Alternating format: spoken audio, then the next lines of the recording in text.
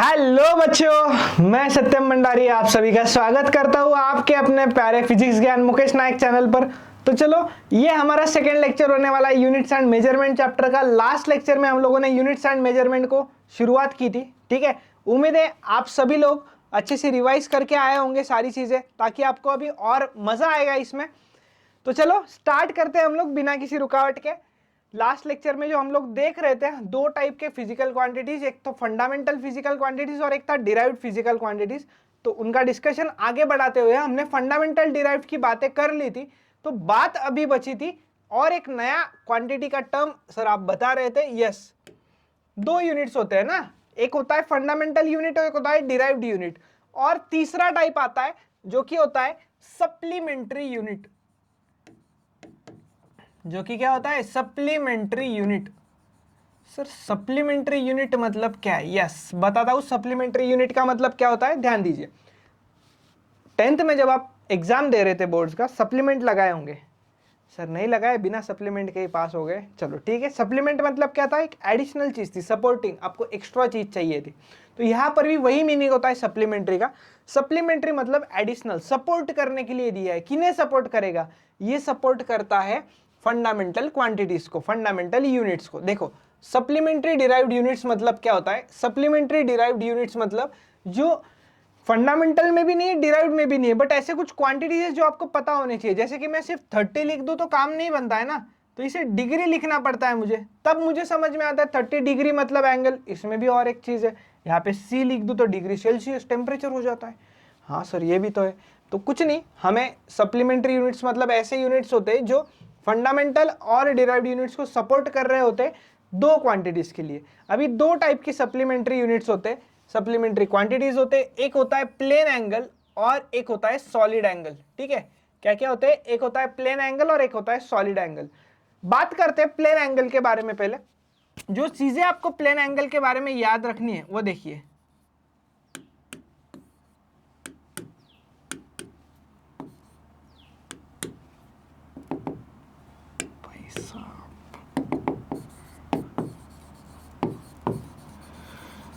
Plane angle पर ध्यान देना। प्लेन एंगल जो होता है ना वो 2D में होता है। सिर्फ 2D 3D मूवी देखते हो ना, 2D movie 3D movie. Yes, 3D movie experience आता है कि आपके सामने वो चीजें हो रही है। 2D में उतना नहीं आता एक्सपीरियंस, ठीक है।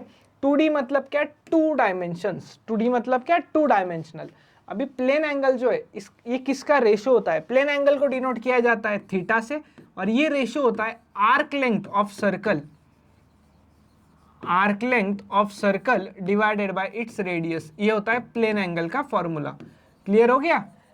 देखो यहाँ पे दिया भी होगा, plane angle is the ratio of length of arc of circle to the radius of a circle.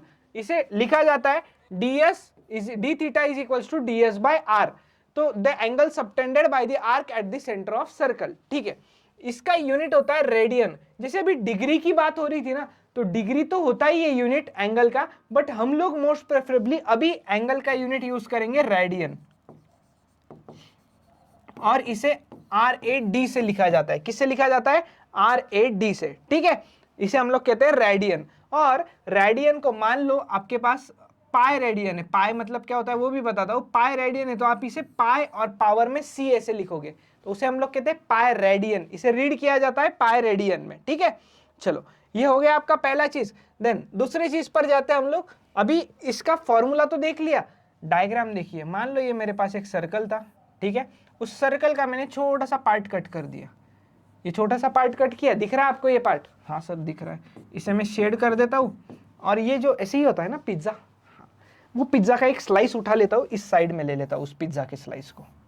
Okay sir, ठीक है। अभी मुझे बताओ, ये पिज्जा के स्लाइस ने बीच में कुछ एंगल कट किया थीटा? हाँ सर किया तो सही। भाई इसका कुछ ना कुछ रेडियस भी तो था सर्कल का। हाँ, तो ये वही रेडियस है। और ये जो मैंने मेजर कर रहा हूँ इसे ही मैं क्या कहता हूँ? Arc length. क्या कहता हूँ? Arc length. अभी इस एंगल को यहाँ पर डी थीटा कहा जाता है, ठीक है, डी थीटा। और इस आर्क लेंथ को एस कहा जाता है, बट यहाँ पे छोटा सा आर्क लेंथ है इसलिए ds कहा। तो यहाँ पे फॉर्मूला बन जाता है मेरा d theta is equals to ds divided by r। D theta is equals to ds divided by r। Clear हो रही चीजें आपको? चलो, ये हुआ आपका प्लेन एंगल वाला चीज। देन नेक्स्ट आता है सॉलिड एंगल। सॉलिड एंगल क्या होता है? अभी सॉलिड एंगल की बात करते हैं। देखो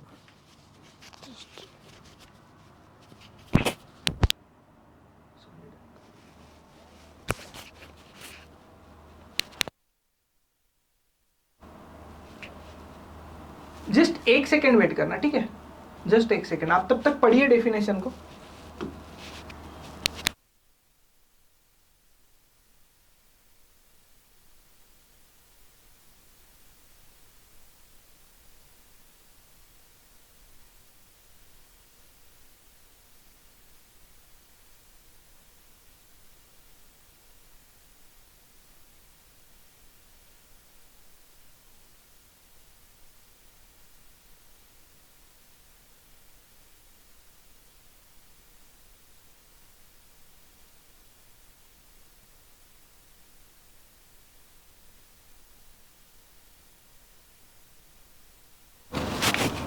चलो ठीक है, तो ये हो गया हमारा प्लेन एंगल वाला बात। अभी हम लोग आते हैं सॉलिड एंगल पे। जैसे आपने देखा प्लेन एंगल 2D में था, ठीक है, सॉलिड एंगल 2D में नहीं होता है। सॉलिड एंगल का क्या कॉन्सेप्ट है, सॉलिड एंगल जो होता है वो 3D में होता है। सर 3D में मतलब 3 डायमेंशनल। अभी ये डायग्राम भले ही आपको दिख नहीं रहा होगा, एक मेरे पास स्पीयर है, मान लो मेटल का स्पीयर है और उसमें से कुछ पार्ट मैंने कट कर दिया, वो तो आपको प्लेन एंगल पिज्जा के स्लाइस से समझ में आ गया। बट सॉलिड एंगल में क्या है ना, एक बड़ा सा मेटेलिक स्पीयर है मेरे पास और उस मेटेलिक स्पीयर का मैंने एक पार्ट कट कर दिया है। वो कट किया हुआ पार्ट दिखेगा कैसे आपको, वो ध्यान दीजिएगा। ऐसे ये एक पार्ट रहेगा, देन इधर आपको वैसे तो डायग्राम दे रखा है, ये एक पार्ट रहेगा, ये एक पार्ट रहेगा, ये एक पार्ट रहेगा, ये आपको ऊपर से दिखेगा ये पोर्शन, ठीक है, और ये पोर्शन आपको दिख रहा है। अगर आपको सिंपल से बोल बताऊं तो देखो कैसे दिखेगा वो आपको।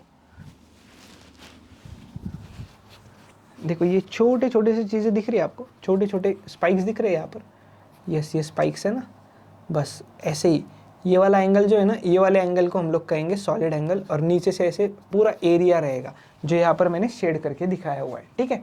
चलो तो सॉलिड एंगल पर बढ़ते। सॉलिड एंगल का फॉर्मूला अलग होता है। सॉलिड एंगल को उसको किससे डिनोट करते थे, थीटा से।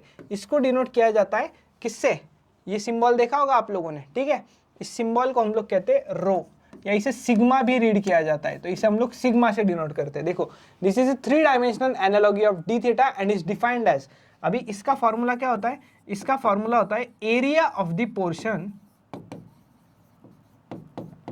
Area of the portion divided by radius का स्क्वायर। सर यहाँ पे स्क्वायर क्यों ले रहे हो भाई, एरिया का यूनिट क्या होता है मीटर स्क्वायर, और सिर्फ रेडियस ले तो मीटर आएगा, तो मीटर स्क्वायर और मीटर में मीटर बच जाएगा ना, जो कि हमें नहीं चाहिए, हमें मीटर में नहीं चाहिए, एंगल है तो कट होना चाहिए। अच्छा सर इसका यूनिट रेडियन, नहीं रेडियन तो है बस स्टे रेडियन, याद रखने के लिए बताओ, स्टे रेडियन, इसका यूनिट क्या है, स्टे रेडियन, जिसे एसआर से लिखा जाता है, ठीक है। देखो is the ratio of area of portion of surface of sphere to the square of radius of the sphere, मैंने बता दिया आपको। The solid angle subtended by arc DS at O, यहाँ पर दिख रहा है ना ओ, ये जो एंगल सबटेंड हुआ है ना, इसे हम लोग कहते हैं डी रो। ये जो 3D में कट हुआ दिख रहा है आपको, बुक में भी आपको ये डायग्राम मिलेगा। It is measured in steradians, SR से डिनोट किया जाता है। देखो जैसे कि अभी स्पीयर की बात आती है, मैं आपको प्लेन एंगल पे भी हम लोग थोड़ा डिस्कशन करने वाले हैं अभी।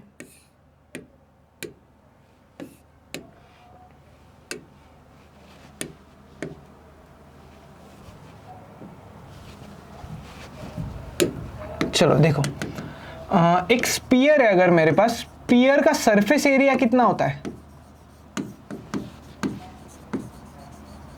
कितना होता है भाई surface area, sir 4 pi r square होता है। यस क्लियर, अभी ये ध्यान रखना। देन अभी हम लोग प्लेन एंगल पे आते हैं, सर्कल के ऊपर आते हैं। अभी इसमें अलग अलग केसेस देखेंगे फॉर कंप्लीट सर्कल।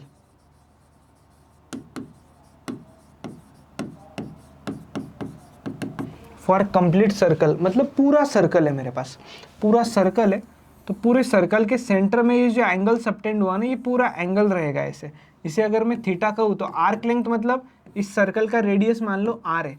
मुझे बताओ पूरा एंगल घूमने में आपको ऐसे घूमना पड़ेगा पूरा, और ऐसे घूमना पड़ा मतलब ये क्या है, क्या है सर, अरे भाई सरकमफरेंस ऑफ सर्कल है, तो सरकमफरेंस ऑफ सर्कल या आर्क लेंथ मतलब 2 पाई आर हो गया, और रेडियस को आर कह दो तो आर से आर कैंसिल, ये आपको आंसर मिला 2 पाई, और इसका यूनिट होता है रेडियन।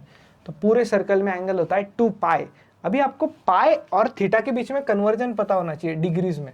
दो चीजें होती है, एक होता है रेडियन और एक होता है डिग्री। आपको टेक्स्ट बुक में दिया हुआ है, आप टेक्स्ट बुक में चेक कर सकते हो। वो टेक्स्ट बुक में पेज नंबर 2 पर चेक करना है, 1 रेडियन और 1 डिग्री के बारे में दिया है। वो टेबल अच्छे से ध्यान रखना, ठीक है। वो पढ़ाने के लिए, आपके लिए, इंफॉर्मेशन के लिए। देखो 1 डिग्री मतलब कितना होता है, कितना होता है 1 डिग्री मतलब, दिख रहा है वहां पे। देखो आपको एक रेडियन भी दिया है और 1 डिग्री भी दिया हुआ है, वहां पे दिया है ना। 1 डिग्री मतलब होता है पाई डिवाइडेड बाय 180 रेडियन। मतलब अगर डिग्री को रेडियन में कन्वर्ट करना है तो पाई बाय 180 से मल्टीप्लाई कर दो। और एक रेडियन जो होता है, एक रेडियन होता है 180 डिवाइडेड बाय पाई डिग्री। मतलब रेडियन को अगर डिग्री में कन्वर्ट करना है तो 180 बाय पाई से मल्टीप्लाई करो। मतलब हम इसे कन्वर्ट कर सकते हैं, ठीक है। ये रेडियन है ना, रेडियन को डिग्री में करना है तो देख लो यार, 2 पाई इंटू रेडियन को डिग्री करना है तो 180 बाय पाई से मल्टीप्लाई कर दो। पाई पाई कैंसिल, 180 इंटू 2 360 डिग्री। ये तो पता है ना हमें, 360 डिग्री मतलब सर्कल का पूरा एंगल। क्लियर। अगर यही चीज आप अगर बोल दो, ये कंप्लीट सर्कल था, अगर मैं बोल दूं for semi circle, sir obviously बात है सेमी सर्कल, कंप्लीट सर्कल अगर 360 डिग्री एंगल बना रहा है तो सेमी सर्कल कितना बनाएगा भाई, सेमी सर्कल बनाएगा सर 180 डिग्री। तो चलो सेमी सर्कल 180 डिग्री बनाएगा, तो सेमी सर्कल के लिए सर्कमफरेंस भी तो 2 पाई आर नहीं होगा, उससे आधा हो जाएगा और divided by r, 2 cancel, r cancel, तो ये हो जाएगा पाई रेडियन। क्लियर है। और पाई रेडियन को ही हम लोग 180 डिग्री कहते हैं। आप अगर कन्वर्ट करो तो पता चल जाएगा। तो इस तरीके से हम लोग प्लेन एंगल निकाल सकते हैं अलग अलग चीज़ों का। सर क्वार्टर सर्कल का भी बता दो। क्वार्टर सर्कल की बात कर रहा हूं भाई, ठीक है। क्वार्टर सर्कल, ध्यान देना, क्वार्टर सर्कल में आर्क लेंथ कितना हो जाएगा, पूरा 2 पाई आर होता था, आधा पाई आर होता था, आधे के आधा, मतलब 2 पाई आर को आप 4 से डिवाइड कर दोगे, 1/4 पार्ट लेते हैं हम लोग उसे, और डिवाइड बाय आर, आर से r cancel, 2 1 2, 2 2 4, so it will be pi by 2 radian. Pi by 2 radian मतलब 90 डिग्री। सर कैसे भाई, कन्वर्जन कर लो, पता चल जाएगा, ठीक है। थोड़ा सा एफर्ट देना है आपको भी। चलो ये हुआ आपका पहला चीज। एक चीज होता है एंगल को डिग्री में मेजर करते हैं, ये सबको पता है। डिग्री से छोटा होता है मिनट और मिनट से छोटा होता है सेकंड। तो डिग्री मिनट सेकंड में आप एंगल को डिनोट कर सकते हो। ये आपको आगे बहुत यूजफुल होने वाला है, लॉग टेबल वगैरह में भी काम आने वाला है। चलो डिग्री को हम लोग डिनोट करते हैं सर्कल से, छोटा सा सर्कल ऊपर। मिनट को डिनोट करते हैं एक डैश से और सेकंड्स के डिनोट करते हैं डबल डैश से। तो ये चीज आपको क्लियर होना चाहिए। जैसे कि कोई मुझे एंगल लिखना है, example 59 degree 30 minute and 45 seconds, तो उसे मैं ऐसे लिखूंगा। इसे रीड कैसे किया जाता है, 59 डिग्री 30 मिनट 45 सेकेंड्स। चलो अरे भाई मजा आ रहा है, उम्मीद है आपको ये समझ में आ रहा होगा, प्लेन एंगल सॉलिड एंगल, ठीक है। बहुत इजी सा चीज है ये। चलो आगे बढ़ते हैं। सॉलिड एंगल का एग्जांपल देखना था, ये चीज तो हम लोग देख चुके हैं, यूनिट वगैरह। सॉलिड एंगल में अगर मैं स्पीयर की बात करूं तो स्पीयर का सॉलिड एंगल जो मैं लिखूंगा, d sigma is equals to, surface area कितना होता है स्पीयर का, 4 पाई आर स्क्वायर, और मान लो उसका रेडियस भी आर है तो उसका square, r square cancel, 4 pi steradian. समझ में आया। Plane angle radian, plane angle अगर पूरे सर्कल का देखो तो कितना आता था, 2 पाई। और सॉलिड एंगल कितना आता है, सॉलिड एंगल सर्कल का नहीं आता है, स्पीयर का आता है। क्यों सर, क्योंकि ये 3D है। अच्छा एक चीज होता है हेमिस्फीयर, सुना आपने, हेमिस्फीयर मतलब आधा स्पीयर। हेमिस्फीयर का भी निकाल सकते हैं क्या सर, यस निकाल सकते हो, जस्ट एग्जांपल्स बता रहा हूं। D sigma is equals to, hemisphere का एरिया कितना हो जाएगा, जो 4 पाई आर स्क्वायर पूरा था उससे आधा, और ये आर स्क्वायर कैंसिल, 2 1 2, 2 2 4, वो 4 पाई, तो ये 2 पाई आएगा ऑब्वियसली। जैसे उधर 360 डिग्री था तो आधे का 180 डिग्री हो गया। अरे समझ में आ रहा है नहीं आ रहा है भाई, क्लियर है। चलो बढ़ते हैं आगे। अभी आपको एक क्वेश्चन दे रखा है। वैसे एक चीज बता देता हूं आपको, अभी ये स्टार्टिंग वाला फेज है, इसलिए आप बहुत ज्यादा फोकस कैलकुलेशंस पे नहीं करोगे। बच्चों को स्टार्टिंग में प्रॉब्लम कहा जाता है फिजिक्स में न्यूमेरिकल्स में, तो मैं एकदम आराम से न्यूमेरिकल सॉल्व करवाऊंगा आपसे, बिल्कुल आपको कोई प्रॉब्लम नहीं आएगा। बस कैलकुलेशन जो है वो आपका धीरे धीरे इंप्रूव होता जाएगा। तो मैं रिकमेंड करूंगा कि आपने यूट्यूब चैनल पर, पीजीएमएन यूट्यूब चैनल पर लॉग टेबल का भी बहुत बढ़िया सीरीज सर ने पढ़ा रखा है, तो आप एक बार लॉग टेबल का सीरीज पढ़ के आइएगा, लॉग टेबल सामने रख के कैलकुलेशन कीजिएगा, आपको मजा आएगा। हम स्टार्टिंग में तो कैलकुलेशंस करेंगे, डायरेक्ट लिख दूंगा, क्योंकि आंसर्स बुक्स वगैरह में है, कैलकुलेट कर रखे हैं हमने भी, बट जैसे ही 2-3 लेक्चर और आगे जाएंगे मैं लॉग टेबल यूज करना स्टार्ट करूंगा, तो आपको भी आना चाहिए। तब तक आपको समय दे देता हूँ, आप तब तक लेक्चर्स देख लीजिएगा। वो छोटे छोटे वीडियोज है, 15 मिनट, 20 मिनट, 25 मिनट के, तो थोड़ा थोड़ा करके देखिएगा, कुछ कैलकुलेशंस ट्राई कीजिएगा, हो जाएगा। चलो, what is the solid angle. देखो, जब भी न्यूमेरिकल सॉल्व करते हो आप फिजिक्स के, तो क्वेश्चन पढ़ते हुए आपको आधा माइंड में क्लिक हो जाना चाहिए कि क्या सॉल्व करना है। अभी what is the solid angle ये पूछा है, subtended by the moon at any point of the earth. मतलब मून है, चांद है भाई, भाई रियल वाला जिसे आप कहते हो वो वाला नहीं, ठीक है, चांद है, वो अर्थ के कोई भी पॉइंट पर कितना सॉलिड एंगल सबटेंड कर रहा है, given the diameter of the moon is and the distance from the earth is. Moon का डायमीटर दे रखा है। अभी ध्यान देना, सॉलिड एंगल का फॉर्मूला क्या होता है, सॉलिड एंगल का फॉर्मूला होता है area of surface divided by radius का स्क्वायर। अभी सबसे इंपॉर्टेंट चीज होती है फिजिक्स में कि आप जब क्वेश्चन लिख रहे हो ना, तो पढ़ रहे हो ना, तो क्वेश्चन पढ़ते पढ़ते गिवन डेटा लिखो। गिवन डेटा क्या लिखना है, डाया ऑफ मून, मून का डायमीटर कितना है 3474 किलोमीटर, ठीक है। Then distance from earth, given data लिखने से क्या होता है, आपको क्लिक होने लगता है कि हमें क्या यूज करना है, ठीक है। तो 3.84 इंटू 10⁸ मीटर, ठीक है। मैं क्या कह देता हूं, अभी मून ऊपर है और अर्थ नीचे है। अर्थ से मून का डिस्टेंस ही तो आप क्या लेने वाले हो, अर्थ से मून का डिस्टेंस ही तो आप रेडियस लेने वाले हो, तो यही आपका रेडियस होने वाला है, ठीक है। और ऊपर जो आप एरिया लेने वाले हो, एरिया ऑफ सरफेस, ये मून से रिलेटेड रहेगा। तो मुझे बताओ, मून से रिलेटेड रहेगा तो मून का एरिया, मून पर ऐसे आप अगर कट कर दो तो ऐसे डिस्क फॉर्म हो जाएगा, ठीक है। और ये डिस्क जैसा दिख रहा है आपको, तो इसका एरिया क्या होता है, सर्कुलर दिख रहा है, तो इसके एरिया में लिख दूंगा 4πr²। अभी जब भी फिजिक्स में आप गिवन डेटा लिखोगे, फॉर्मूला भी पता चल गया अभी हमें, तो तुरंत भिड़ना नहीं है क्वेश्चन सॉल्व करने के लिए, आपको पहले यूनिट चेक करने हैं, सारे यूनिट्स एसआई में है नहीं है। तो सर ये तो मीटर में है, तो इसका कोई सवाल ही नहीं आता है, ये किलोमीटर में है, 3474 है आई गेस, 3474 किलोमीटर, ये किलोमीटर्स में है, इसको मीटर में कन्वर्ट करना पड़ेगा, जिसे मैं स्मॉल डी से डिनोट करता हूँ डायमीटर ऑफ मून, जो कि है 3474 किलोमीटर्स। तो इसे मीटर में कन्वर्ट करते, 1 किलोमीटर मतलब कितना मीटर होता है 1000, तो 1000 को हम लिखते हैं 10⁻³ मीटर्स। सर लेकिन हमें रेडियस चाहिए मून का πr² के लिए, रेडियस चाहिए, तो रेडियस हो जाएगा डायमीटर का आधा, ये सब लोगों को पता है यार, रेडियस डायमीटर के आधा होता है। तो इसे सॉल्व कर लो, 2 का टेबल आता है क्या भाई, 2 का टेबल। चलो 2 1 = 2, 14 मतलब 2 7 = 14, 2 3 = 6, फिर से 14, तो ये आपका आया 1737 इंटू 10⁻³ रेडियस आया। तो चलो अभी हमें सॉलिड एंगल कैलकुलेट करने से कोई नहीं रोक सकता, फॉर्मूला है 4πr² डिवाइडेड बाय रेडियस का स्क्वायर। अभी कोई बोलेगा सर r² कैंसिल कर दो, मेरे भाई ये स्मॉल आर है और ये कैपिटल आर है, ठीक है। चलो पाई का वैल्यू कितना होता है, पाई का वैल्यू होता है 3.14 इंटू स्मॉल आर कितना आ गया है 1737 इंटू 10⁻³ का स्क्वायर डिवाइडेड बाय डिस्टेंस, मतलब इस रेडियस का स्क्वायर जो कि है 3.84 इंटू 10⁸ मीटर, तो इसका स्क्वायर। अभी मैं यहाँ पर डायरेक्ट लिख रहा हूँ, टेक्स्ट बुक में जो दिया हुआ है वो, ठीक है। बस आप लोगों को समझना है कि आपको करना क्या होगा इसमें, ठीक है। मैं बता देता हूँ, अगर आप लोग लॉग टेबल देखकर आते हो जल्दी से जल्दी और कमेंट में बता देते हो कि हाँ सर हमने लॉग टेबल वाले वीडियोस देख लिए, आप लॉग टेबल से कैलकुलेशन बताइए, तो हम लोग तुरंत अगले के लेक्चर से हम लोग लॉग टेबल वाला कैलकुलेशन स्टार्ट करेंगे, ठीक है। चलो ये हो गया आपका न्यूमेरिकल। अभी नेक्स्ट चीज क्या होता है, आपको बुक में एक बॉक्स दिया हुआ है जिसमें डिग्री रेडियन के बारे में कुछ इंफॉर्मेशन दिया है, वो आपको पढ़ना है, आगे क्वेश्चंस में काम आने वाला है, आपको समझ में आएगा कि वो कहाँ पर काम आ रहा है, ठीक है।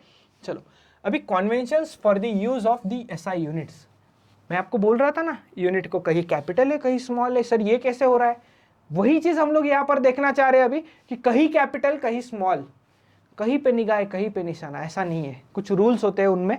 देखो सबसे पहला, unit of every physical quantity should be represented by it's symbol. मतलब यूनिट जो है ना, जैसे मीटर है तो मीटर को हम लोग पूरा नहीं लिखते, स्मॉल m लिख देते हैं। स्मॉल ही क्यों लिखते हैं वो पता चलेगा, बट उसको एक सिंबल है ना m, तो यूनिट सिंबल से दिखाया जाता है, पूरा नाम नहीं लिखा जाता है। चलो, लेकिन कोई बच्चे बोलेंगे नहीं सर मुझे लिखना है पूरा नाम। लिख भाई, बताता हूँ अगला rule. Full name of a unit always start with a smaller letter. मतलब even if the name after a person, मतलब न्यूटन जो होता है ना फोर्स का यूनिट, न्यूटन साहब तो साइंटिस्ट थे बहुत बड़े, तो भले ही आप न्यूटन लिख रहे हो, सर हमें तो इंग्लिश में पढ़ाया था कि पहला लेटर कैपिटल होना चाहिए नाम का। हाँ भाई, इंग्लिश में पढ़ाया था, फिजिक्स पढ़ रहे हो अभी आप। फिजिक्स में अगर आपको न्यूटन लिखना है पूरा, तो आप ऐसे न्यूटन नहीं लिखोगे यूनिट के लिए, गलत हो जाएगा। आपको यूनिट का पूरा नाम लिखना है तो स्मॉल लेटर से ही स्टार्ट करोगे, जैसे मैंने इधर मीटर लिखा है, इधर न्यूटन लिखा है, भले ही वो साइंटिस्ट का नाम है, फिर भी भले ही साइंटिस्ट का नाम है स्मॉल लेटर से स्टार्ट होगा। जैसे जूल भी साइंटिस्ट का नाम होता है, तो जूल को आप लोग ऐसा नहीं लिखोगे, कैपिटल जे नहीं लिखोगे, आप इसे ऐसे लिखोगे जूल, ये सही तरीका है, ठीक है। But symbol for a unit named after a person should be in capital letter. हाँ, अभी आपका इंग्लिश वाला यूज कर सकते हो।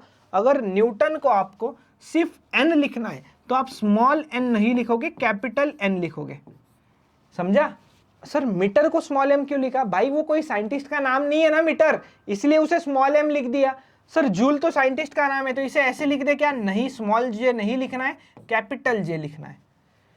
सिंपल सा मतलब है, साइंटिस्ट का नाम भी अगर किसी यूनिट को दिया जा रहा है तो उसमें ध्यान रखना है, उसमें पूरा लिखना है तो स्मॉल लेटर से स्टार्ट करना, और एक ही लिखना है तो कैपिटल लेटर से। और अगर साइंटिस्ट का नाम नहीं है तो सर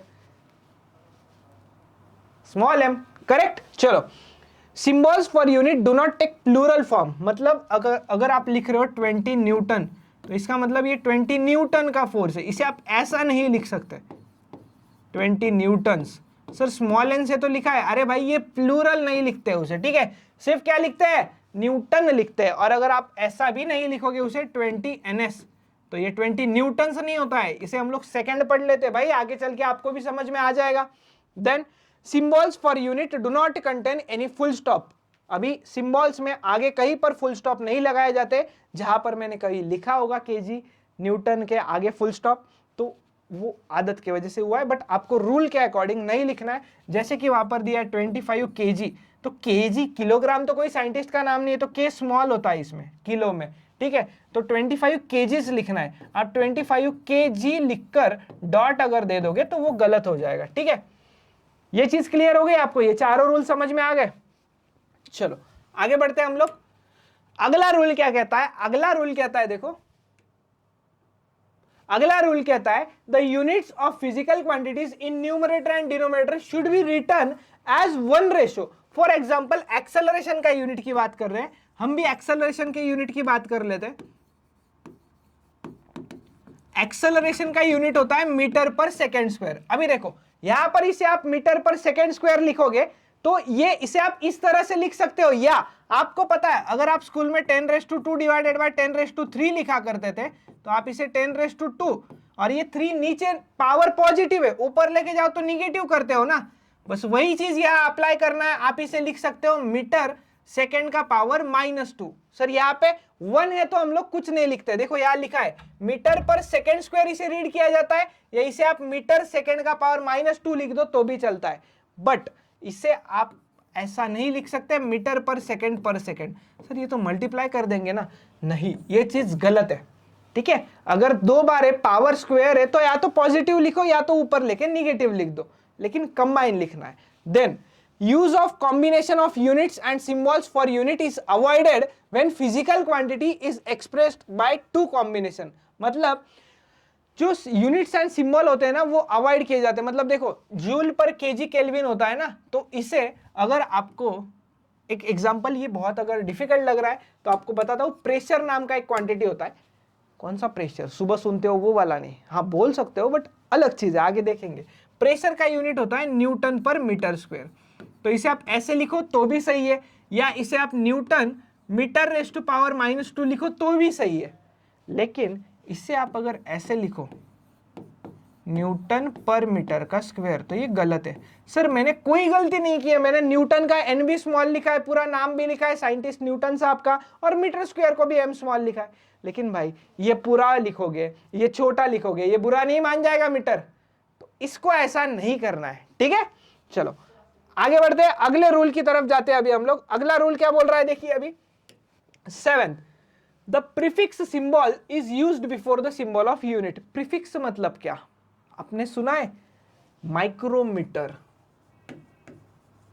सुना है micrometre, nanometre, Nano car sir नहीं यार ये अलग है, नैनोमीटर सुना है ना। देखो thus a prefix symbol and unit symbol constitute new symbol raised to positive और नेगेटिव पावर। सिंपल सा मतलब है, अगर मिली ऐसे बहुत सारे प्रीफिक्स होते हैं, एक आपको टेबल भी है टेक्स्ट बुक में, आगे भी आपको टेबल मिलेगा, आपको लगेगा सर आगे आगे बोल रहे हो, सच में होता है क्या, देख ले भाई यहीं पे टेबल है, ठीक है दिखाता हूं ये टेबल भी।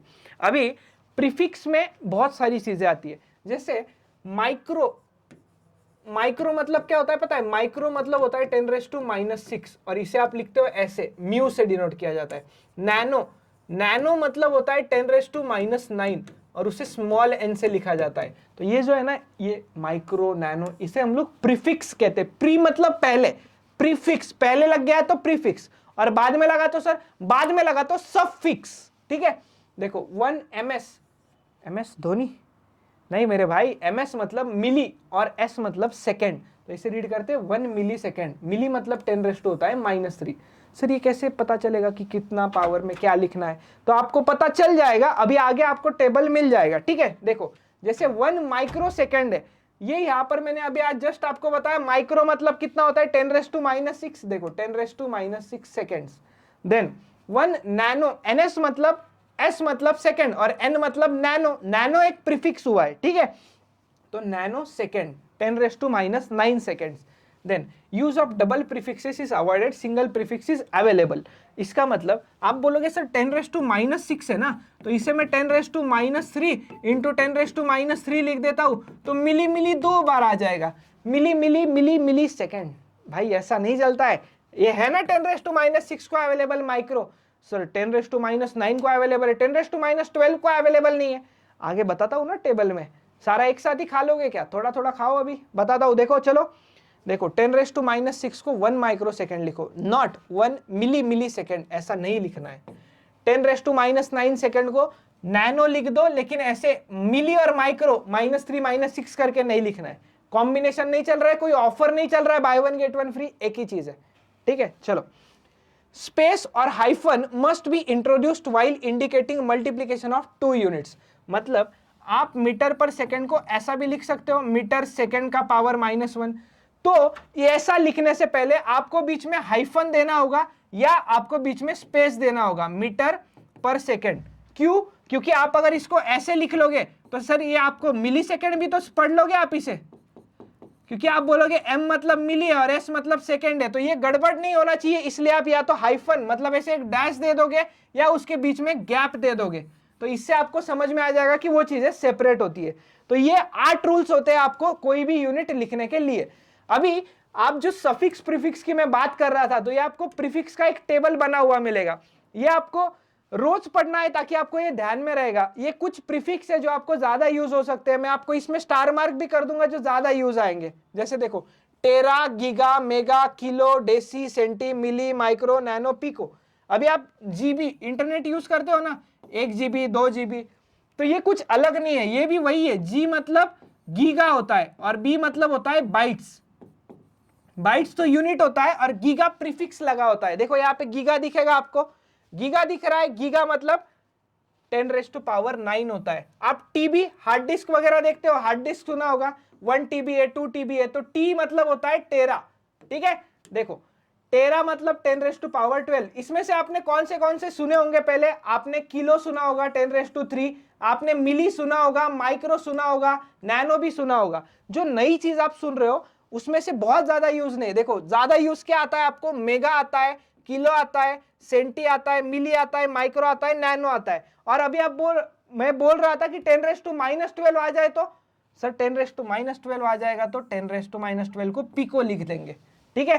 तो ये कुछ प्रीफिक्सेस होते हैं, ये आपको याद रखने होंगे, ठीक है।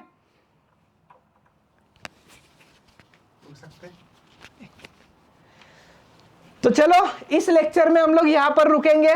हम लोग अगले लेक्चर में फिर कंटिन्यू करेंगे। ये हमारा सेकंड लेक्चर था। अगले लेक्चर में मैंने बताया आप लोगों को कि हर अगले लेक्चर में आने से पहले पिछला लेक्चर रिवाइज करके आना है। इस लेक्चर में हमने यूनिट्स वगैरह की बातें की, सप्लीमेंट्री यूनिट्स देखे थे।